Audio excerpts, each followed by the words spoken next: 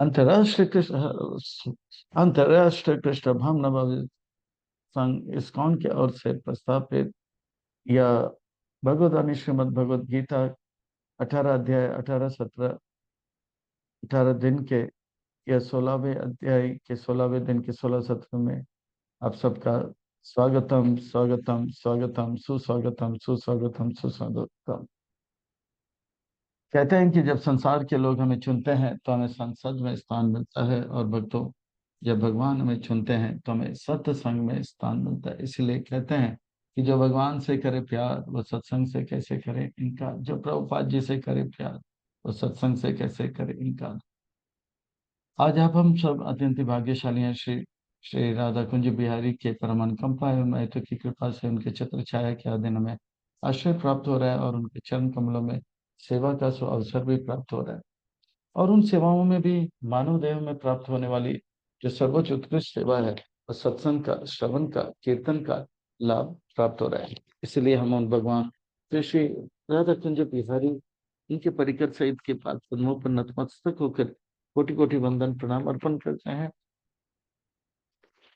प्रभुपाद जी जो संस्था के संस्थापक आचार्य हैं, उनके चरणारविंद में कोटि कोटि वंदन प्रणाम अर्पण करते हुए गुरुदेव जो कि दया में है, कृपा में है, करुणा में है, उनका चरणारविंद में कोटि कोटि वंदन प्रणाम अर्पण करते हुए यहाँ उपस्थित आप सब वैष्णव एवं वैष्णवी भगवत चरण अनुरागी महान भक्त वृंदों के चरणों में प्रणाम अर्पण करते हुए आज के सत्र के रोग अग्रसर होते हैं। आज की इस कथा को आरंभ करते हैं, प्रसंग को प्रारंभ करते हैं।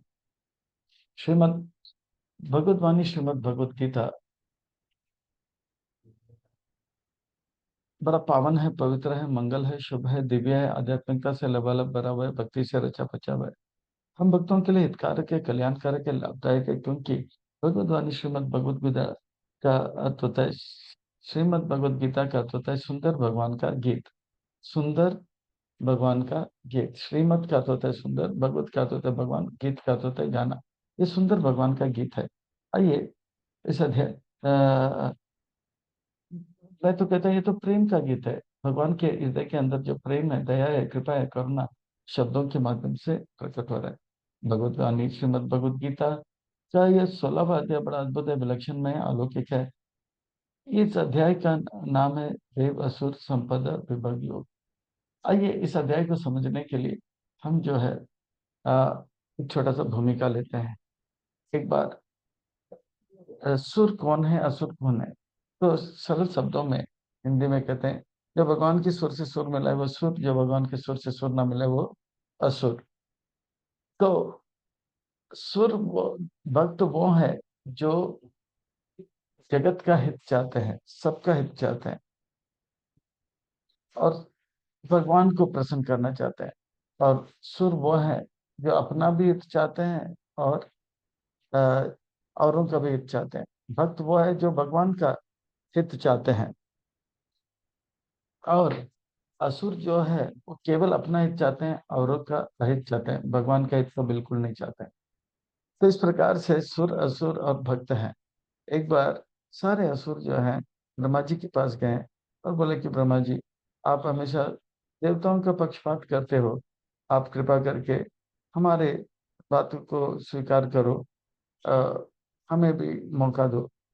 तो ब्रह्मा जी ने बोले आप कल राजभोग में आ जाइए। तो मैं देवताओं को बुला, तो फिर से आप देवताओं को बुला रहे करके कंप्लेन किया। नहीं कोई बात नहीं, देवताओं को आने दो। तो देवता भी आए और राजभोग आरती हुआ, सबके लिए राजभोग का पंगत का बोला कि अब देवताओं को पहला राजभोग करने दो, फिर आप करना। तो ये लोग बोले कि नहीं, फिर से देवताओं को फर्स्ट।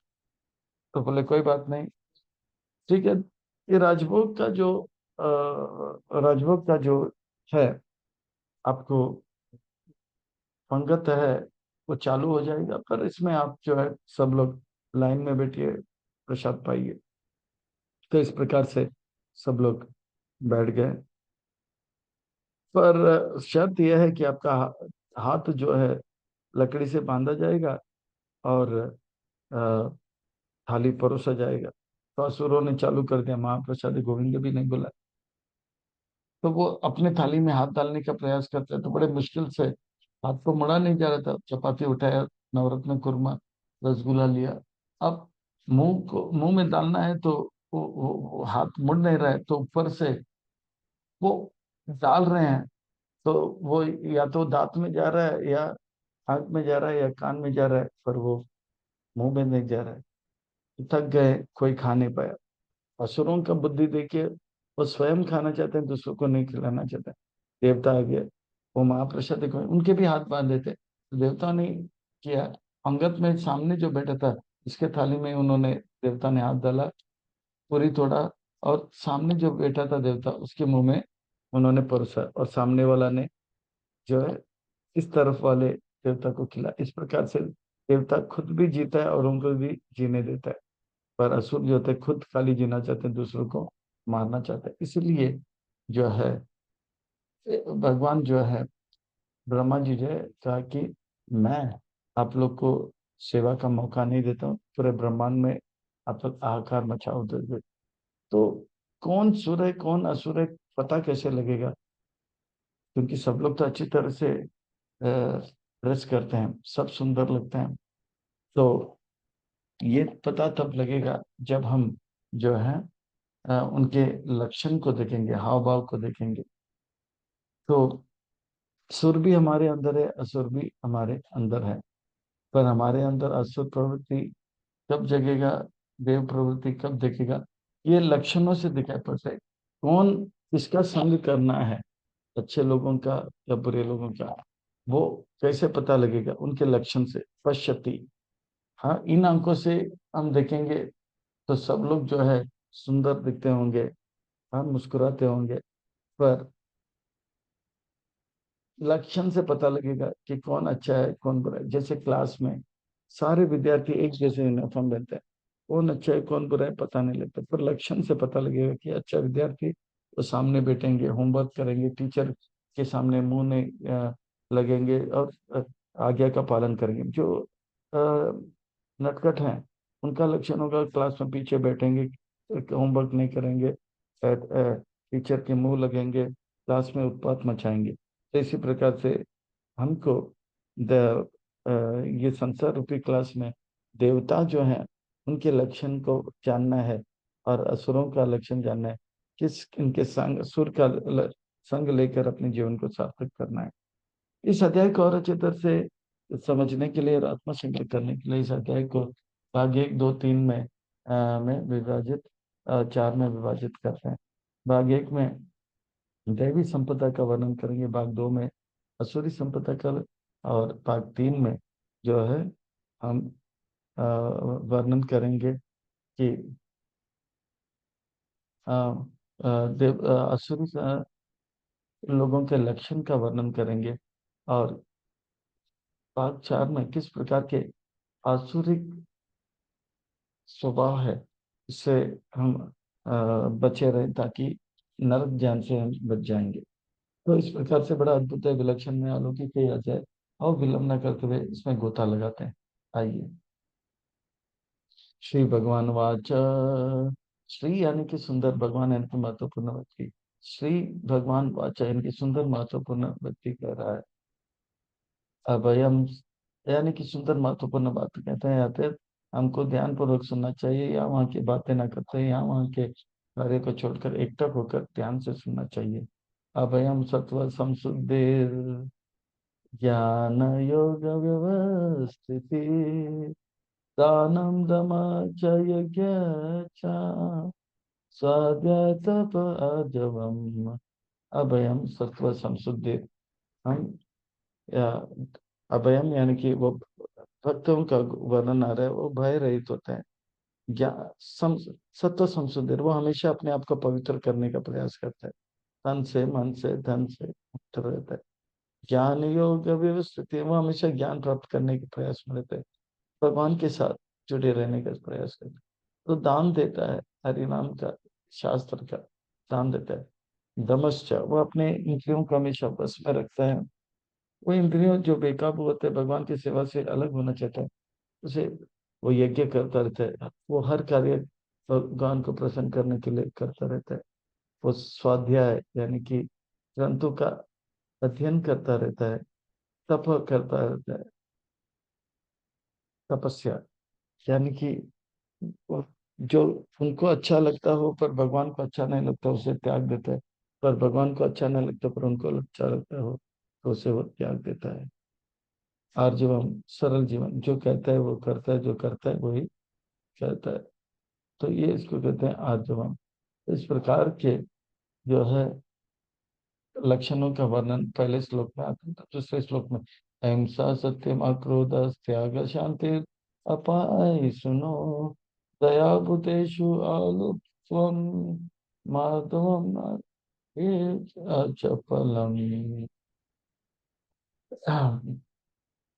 अहिंसा, इनके भक्त जो होते हैं हमेशा प्रचार करते हैं। प्रचार औरों को भी भक्त बनाने के प्रयास में लगे रहते हैं, ये असली अहिंसा है। और इससे शांति बना रहता है। और जब हम औरों को भक्त नहीं बनाते हैं तो हिंसा बढ़ जाता है। सत्यम, तो सत्यम यानी कि जिनके कान में जो है अहिंसा, सत्यम जो है ना, सत्यम यानी कि भगवान के नाम का जप करना, भगवान के कथा को सुनना, सुनाना। और अक्रोध यानी कि हमेशा प्रसन्न रहना। सीताराम सीताराम सीताराम कहिए, जय विधि राखे राम, जय विधि रहे। हम जैसे सोचे वैसे हो तो भी भगवान का कृपा, हम जैसे सोचे वैसा ना हो तो भगवान का इच्छा।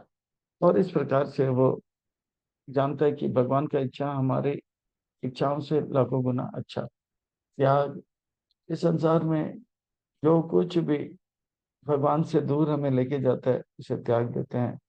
और शांति, वो हमेशा प्रसन्न रहता है। कृष्ण निष्काम अतएव शांत, तो भगवान की योजना को अपना योजना बना ले लेते हैं और पूरी सब से उसी उसी उसी और उस योजना को पूरा करने में ही लग जाता है और शांति का अनुभव करता है। वाय सुना, तो कभी किसी का निंदा नहीं करता है। दया सर्वभूतेषु सदैव विद्यमान। वो तो कभी किसी का निंदा नहीं, मार्दवम, मार्दवम का अर्थ होता है सरल, आ खीर, चपलम, वो चापलूसी नहीं करता है। तेज समादृति शौचम अद्रोहणातिमानति भवन्त संपदा दैवम अभिजातस्य वारसा। इस प्रकार से अ, इस प्रकार से उनके अंदर एक तेज होता है। उनके पवित्रता के कारण एक तेज आता है और वो सबको क्षमा करता रहता है। और अ, मन से भी पवित्र रहता है, तन से भी वो पवित्र रहता है। मन से भी पवित्र और तन से भी पवित्र रहता है।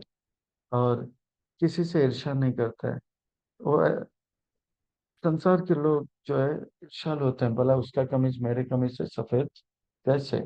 तो वो दूसरों की जो है प्रगति को बचता नहीं। वो वक्त जानता है कि भगवान ने मुझे जरूरत से ज्यादा दिया है, इसलिए वो किसी प्रकार से भगवान औरों में देखता तो बोलता है भगवान का ज्यादा कृपा है, अच्छी बात है, पर भगवान का कृपा मेरे ऊपर है, इसलिए वो कभी किसी से ईर्ष्या नहीं करता है। और कभी मान की अपेक्षा भी नहीं रखता है। ये जो है दैवी गुण सुरों में पाया जाता है, प्रभुपाद जी जैसे संतों में पाया जाता है। दम्भो दर्पभिमान क्रोधा पौरुष्यम एव च अज्ञान विजातस्य पात संपदम आसुराम। पर जो असुर होते हैं वो बहुत ही घमंडी होते हैं। मैं बड़ा हूँ, मैं बड़ा हूँ। और वो जो है बहुत ही क्रूर होता है। वो बातें ऐसे करते हैं कि सामने वाले का हृदय को चोट पहुंचे। उनकी आवाज में कर्कश होता है। अभिमानश्च, वो दूसरा जो है अभिमान, अभिमान, वो अभिमान कि मैं बड़ा हूँ इस प्रकार का मान का अपेक्षा नहीं रखता, रखता है। हमसे बढ़कर कौन, हम किसी से नहीं है कम। क्रोध, छोटी छोटी बातों में कोई उनकी बात नहीं मानते तो एकदम से गुस्सा हो जाते हैं, होंठ जो है फड़फड़ाने लग जाते हैं, आंख लाल हो जाते हैं। और शम, और जो है अज्ञान में रहते हैं। और इस प्रकार से जो है ये जो है असुरों के अंदर पाया जाता है। हे कृष्ण, मेरा क्या योग्यता है? मुझे लगता है मेरे अंदर आसुरी प्रवृत्ति ज्यादा है, क्योंकि मेरे अंदर भी क्रोध आया था। मैं युधिष्ठिर महाराज को क्रोधित किया था, और अब तो मैं अपने ही रिश्तेदारों को मार दूंगा तो सच में मैं नर्क जाऊंगा। अर्जुन, ऐसा मत समझो। सुर असुर, क्रोधित होना अ, असुर का नहीं, पर छोटी छोटी बातों में क्रोधित हो जाना वो असुरी है। आप दैवी संपदा से युक्त हो, और मैं बताता हूँ क्यों आप दैवी संपदा से युक्त है। तो भगवान दैवी संपत्ति का अ, अ, फिर से वर्णन करेंगे। दैवी दैवी संपदा विमोक्षया निबंधय असुरी मता, मासु च संपदम दैवीम अभिजात सही पांडवा। ये दैवी संपत्ति जो है, अ, असुरी संपत्ति जो है वो दैवी संपत्ति से विपरीत है, और वो बंधन में डालता है। और अर्जुन, आप चिंता मत करो, आपके अंदर ये असुरी संपत्ति नहीं है, क्योंकि आप दैवी संपदा से युक्त हो। वो कैसे? कृष्ण, बताता हूँ। दो भूत सर्गलोके अस्मिन् देव असुर एव च, दैव विस्तार प्रोक्त असुर पार्थ मैं शृणु। इस संसार में दो प्रकार के जीव हैं। ब्रह्मांड के शुरू से एक दैवी प्रकृति से युक्त है, तो दूसरा असुरी प्रवृत्ति से युक्त है। अब देवी प्रवृत्ति से जो युक्त है उनका तुमने विस्तार में वर्णन किया। अब आसुरी प्रवृत्ति से जो युक्त है उनका वर्णन सुनो। प्रवृत्ति च निवृत्ति च ज्ञान ना विदुर आसुरा, ना शौचम ना प्यम। प्रवृत्ति च निवृत्ति च ज्ञान विदुर आसुरा, ना शौचम नापि चारो, ना सत्यम तेषु विद्यते। जो आसुरी प्रवृत्ति के होते हैं उन्हें क्या करना है क्या नहीं करना है पता नहीं। जो नहीं करना है वो करेंगे, जो करना है वो नहीं करेंगे। वो कभी साफ सुथरा पवित्र नहीं रहते हैं, वो अपवित्र रहते हैं। और शास्त्र जिस बात को मना करता है उसी बात को करते हैं। और शास्त्र तो इस प्रकार से वो जो है उनके अंदर किसी भी प्रकार का जो है अ, अच्छा सदाचार पाया नहीं जाता है। हमेशा गुस्से में रहते हैं या दूसरे का अहित करते रहते हैं। ये क्यों इनके अंदर सत्य पाया नहीं जाता है? इनके दर्शन क्या है? उनका दर्शन, अर्जुन सुनो। असत्यम अप्रतिष्ठम ते जगत आहुर अनीश्वरम, परस्परम संभूतम किम अज्ञात कर्म ऐतुकम। ये जो है वो संसार को असत्य मानते हैं। और संसार के अंदर, जगत के अंदर जितने भी जितने भी क्या है, जगत के अंदर जितने भी हैं चीजें, वो जानते हैं कि जगत में भगवान नहीं है। और जो कुछ भी है या तो हमारा है या हमारे नहीं, पर भगवान नहीं है, भगवान के पास कुछ नहीं है। असत्यम प्रतिष्ठम ते आहु आहुर जगत आहुर अनीश्वरम, अपरस्वम संभूतम किम अन्यत् काम ऐतिकम। वो कहते हैं कि ये संसार जो है काम वासना से बना हुआ है, काम के लिए बना हुआ है। और जैसे हम कहते हैं, government by the people for the people of the people. तो वो जो है वो जो है इस संसार को जो है, भग, भगवान जो है वो सोचते हैं कि ये संसार जो है काम वासना के लिए बना है, काम वासना से बना है, काम वासना करने के लिए बना है। तो इस प्रकार से उनका मनोवृत्ति रहता है। और उनका यही मंतव्य है कि ये ये जगत काम से बना हुआ है, काम वासना को प्रोत्साहित करने के लिए बना हुआ है। इस प्रकार से उनका मनोवृत्ति रहता है। एतां दृष्टिम् अस्ताभ्य नस्तो आत्मनो अल्पबुद्धया प्रभावन्ति उग्रकर्माणा छायाया जगतो आयता। उनके निष्कर्ष यह है कि ये भोग करने के लिए ये संसार मिला है।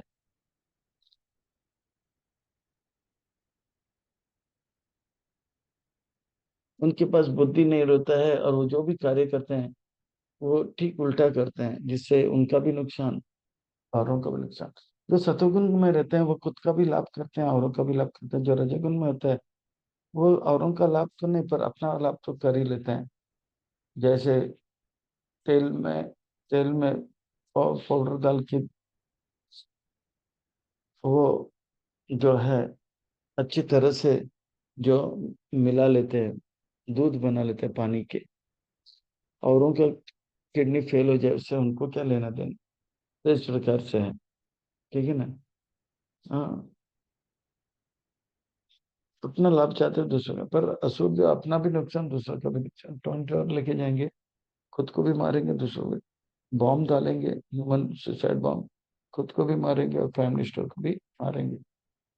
तो इस प्रकार से वो उग्र कर्म में लगते हैं और भगवान को मारने का भी प्रयास करते हैं। हम्म। ऐसे लोगों का कार्य का, सिद्धांत का, दर्शन का, फिलोसफी का लक्ष्य क्या होगा? कामानाश्रित दुष्पूरम दम्भमानमदान्विता मोहगृहस्थ सदग्राह्यं प्रवर्तन्ते अरुचिव्रत। वो काम वासना से पूरा रहता है। आज मेरे पास इतना पैसा है, मुझे 1000 रुपया चाहिए, 1000 मिले तो लाख चाहिए, लाख चाहिए मिल गया तो करोड़। उनके काम वासना कभी खत्म नहीं होता है, घमंड से भरा हुआ रहता है, झूठा पूजा लाभ प्रतिष्ठा चाहता रहता है। और वो मोहग्रस्त रहता है कि एक दिन वो हो जाएगा कामयाब।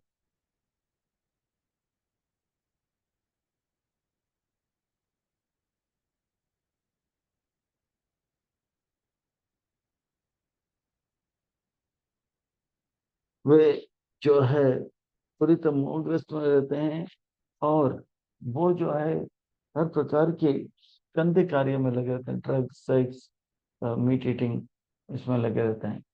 और वो भगवान से कभी आकर्षित नहीं थे। जो कुछ भी अ, जो कुछ भी भगवान के विरुद्ध है उसे स्वीकार करते हैं। चिंतया परिमे च क्लान्तम् उपाश्रितम् कामपाग परमा एतावत् इति निश्चिता।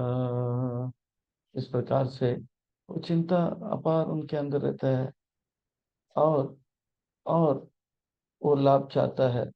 काम को काम वासना से भरा हुआ रहता है, और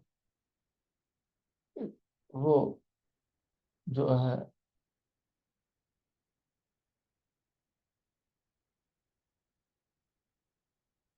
अनेक अनेक उनके इच्छा रहते हैं। आशा पाशा बद्धे काम क्रोध परायणा नियंत काम भोगा। अन्य येन अर्थ संचयान।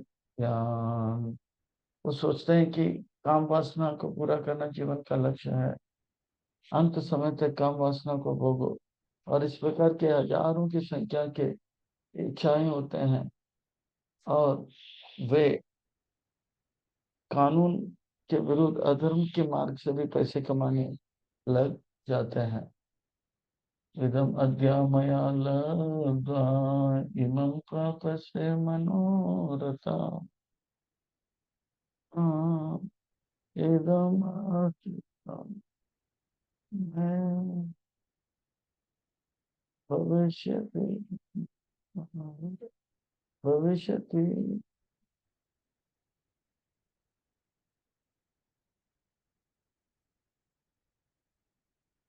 तो मया शत्रुहीनश्च पराणि ईश्वरमवबोधि सिद्धं बलवान सखी। वो अपने आप को ईश्वर मानता है और अपने आप को बलवान मानता है, कहता है कि मैं सुखी हूँ, तो दूसरों का हानि करता है। इस प्रकार से अद्यो अभिजानाम अस्मि को अन्यस्ते सदृशो मया यच्च दास्यामि मोदीयस्य इति अजान विमोहता। इस प्रकार से चलता है कि आज मेरे पास इतना अभी जो है, मैं पूजा पाठ करूंगा, दान दक्षिणा दूंगा, और लोगों में नाम खड़ा करूंगा। और इस प्रकार से अनेक चित्त विभ्रांत मोहजाल समावृता प्रकाश काम भोगेश नरके असुच हो। इस प्रकार से वे हमेशा चिंता में रहते हैं और बंधन के जाल में फंसे रहते हैं। और इस प्रकार से वो संसार के भोग में आसक्त रहता है। हाँ, भोग ऐश्वर्य आसक्ता नाम था परत चेतसम।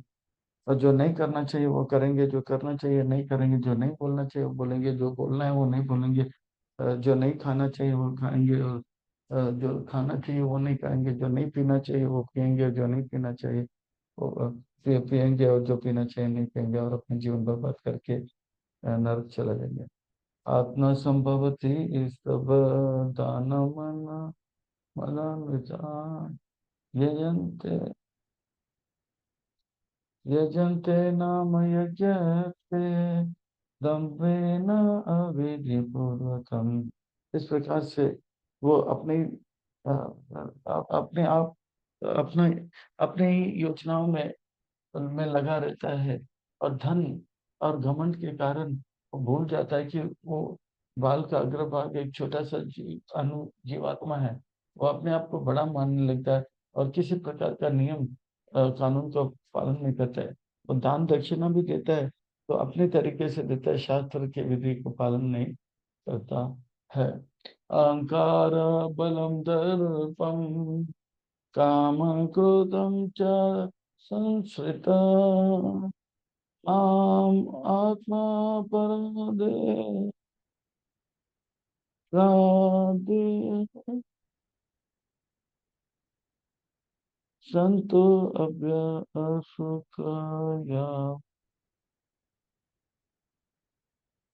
और इस प्रकार से अहंकार से विचलित होकर, घमंड से विचलित होकर वो जो है भगवान से ईर्ष्या करने लग जाता है। हाँ, हाँ, और इस प्रकार से कभी कभी वो ऐसा तपस्या करता है कि परमात्मा का सुख हो रहा है। तो इस प्रकार से वे जो है अधर्म के मार्ग में लगे रहते हैं और धर्म का निंदा करते हैं।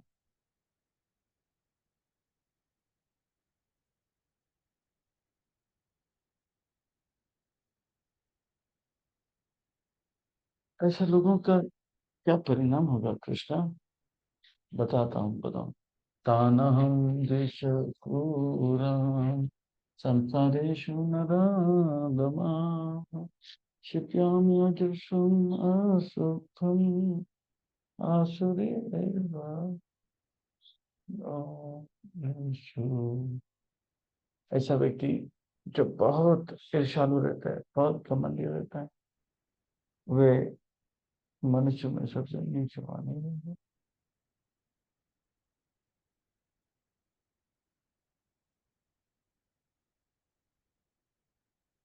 और ऐसे लोग मनुष्य चरित्र का दुरुपयोग करते हैं, नर्क में जाते हैं। कुछ तो कुछ तो अ, उन कुछ तो उनके लिए आशा होगा कि वो जन्म मृत्यु के चक्कर में से बचे, पवित्र होकर जीवन सार्थक करे। नहीं अर्जुन, नहीं। वो आप सर्व संकल्प हो, आप उनको बचा सकते हो, पर नहीं, वो नहीं सुधरना चाहते। आसुरीं योनि आपान मूढ़ा जन्मनि जन्मना मामा प्रयाप कौन्तेय ततो यान्ति अधमं गतिम्। मैं उनको अधम गति में डाल देता हूँ, आसुरी योनि में डाल देता हूँ, जन्म जन्म बसते रहते हैं, वो मुझे प्राप्त नहीं करेंगे। न- न- अरे बहुत सारे अवगुण है। मुझे लगता है क्या क्या छोड़ूं, और ताकि मेरा जीवन सार्थक हो जाए। तो भगवान बड़ा सुंदर बात कर रहे हैं। हाँ, सूरी संपदा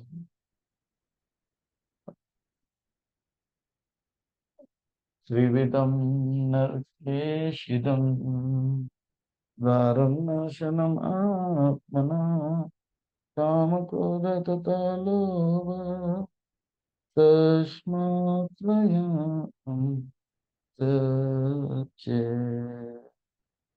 इतने सारे हैं, पर तीन चीज को आप त्याग दो। कौन से हैं? काम क्रोध और लोभ। ये काम चाहे तो विषयान पुंसा संघर्ष से छुप जाते हैं, रजगुण बढ़ने के कारण हो जाता है। और काम वासना पूरा होता है तो लोभ बढ़ता है, नहीं पूरा होता तो काम कम होता है। ये तीन को त्याग दो, बाकी सब अपने आप ठीक है। ये तीन नरक द्वार है। नर्क तो दिखाओ कृष्ण, नर्क आपको नहीं। 28 प्रकार के नर्क हैं। ये सब दिखाने में समय लग जाएगा, और महाभारत दिखता जाएगा। नहीं नहीं, प्लीज प्लीज बताइए। मैं नर्क का द्वार बताऊंगा। नर्क जो है आपके पोते को बता दूंगा। तस्मादेतत्त्रयं त्यजत। ये तीनों को त्याग दो। हाँ, काम क्रोध लोभ। तो फिर एक दिल्ली का व्यक्ति नर्क गया था, तो धर्मराज जी ने उसको स्वर्ग बताया, नर्क देगा। तो उनको स्वर्ग सब कुछ अच्छा लगा, स्लो मोशन में चल रहा है। पर नर्क में तो डिस्को लग रहा था। तो बोला कि स्वर्ग भी अच्छा है, पर नर्क जो है उतना ही दिल्ली जैसा लगता है या बम्बई जैसा लगता है, तो नर्क में। और नर्क जैसे गया, तो नर्क का दरवाजा खुला, उसका पिटाई चलो, वो भागा भागा भागा। और बोला भगवान मेरे साथ धोखा हुआ, धोखा हुआ, धोखा हुआ। बोला धोखा किस बात का? जब बताया था तो बताया कि सब कुछ, सब लोग स्लो मोशन डिस्को हो रहा है, शराब शबाब ये सब हो रहा है। पर जब नर्क पहुंचा तो मेरा पिटाई चालू किया, खींच रहा था। लोग बहुत चीटिंग कर रहे हैं। बोला वो चीटिंग नहीं है, वो ही असली नर्क है। पर वो क्या था, टैक्स, वो हमारा एडवर्टाइजमेंट डिपार्टमेंट था। तो ये जो चमक दमक, ये वास्तव में नर्क का एडवर्टाइजमेंट डिपार्टमेंट है। हमें भोग ऐश्वर्य प्रसिद्धता नाम नहीं बनना है, बच के रहना है। इनका त्यागने से क्या लाभ होगा कृष्ण? तेर विमुक्त कौन थे हम, समद्वार त्रिभिर नरः आचरति आत्मना स्वयं।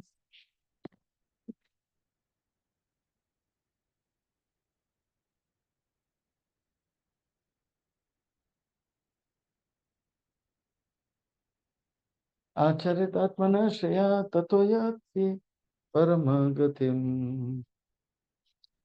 तो इस प्रकार से ईसा विमुक्त कौन्तेय, ये तीन कम के द्वार से मुक्त हो जाएंगे, तो वो आत्मा साक्षात्कार के लिए तैयार हो जाएगा, और परम गति को प्राप्त करेगा। पर कृष्ण, ऐसे बहुत सारे लोग हैं जो जो शास्त्र को स्वीकार नहीं करते हैं। उनका क्या होगा? क्या क्या होता है, मैं बताता हूँ। यह शास्त्र विधि मुत्सृज्य वर्तते काम का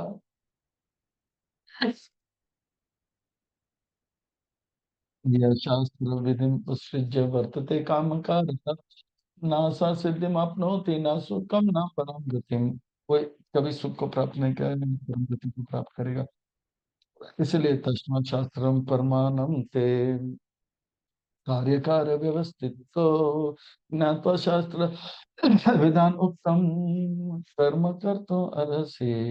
इसलिए आ, आ, जानिए क्या करना है क्या नहीं करना। शास्त्र में जो करने के लिए कहते हैं वो कीजिए, शास्त्र को जो ना मना किया जाता है नहीं करने के लिए वो मत कीजिए। और इस प्रकार से शास्त्र की बातों को आप जानोगे तो